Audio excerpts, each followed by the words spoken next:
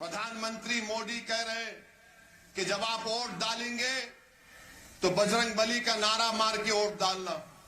आप बोलो ये कौन सा सेकुलरिज्म है? तो आज क्या हुआ? आज मैं देखा कि कांग्रेस के जो कर्नाटका के प्रदेश अध्यक्ष हैं उन्होंने ये बोल दिए कि अगर कांग्रेस सत्ता में आएगी तो हम और हनुमान मंदिर को बनाएंगे। अगर मैं आज खड़े होकर तकरीर में बोला पूरे कर्नाटका के गरीबों और मजलूमों,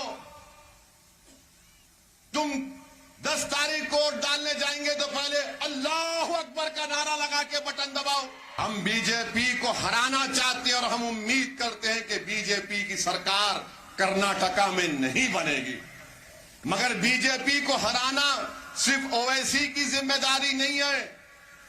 तुम जिता रहे बीजेपी को, मैं नहीं जिता रहा हूं। लोकसभा के इलेक्शन में एक एमपी जीता कांग्रेस का, डीके के भाई जीते, बाकी के पूरे हार गए। मैं नहीं लड़ा। बीजेपी की सरकार इसलिए बनी क्योंकि कांग्रेस के 16 एमएलए मोदी के गोद में बैठ के चाय पी लिए। मैं नहीं बोला जाके चाय पियो, अगर मेरे से पूछते तो मैं उनको बिरयानी खिलाता।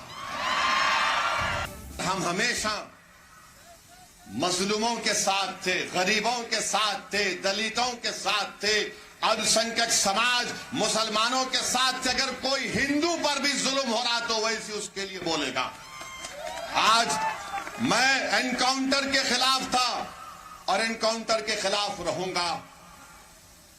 जिस तरह अब्बास को, अतीक को और अशरफ को गोली मार दी, आज मैं कह रहा हूं कि अनिल को भी गोली मारना गलत था। एनकाउंटर से रूल ऑफ लॉ कमजोर होता है, संविधान से लोगों का यकीन कम होता है। कोर्ट की क्या जरूरत है? सजा देना कोर्ट का काम है, गोली से किसी को सजा नहीं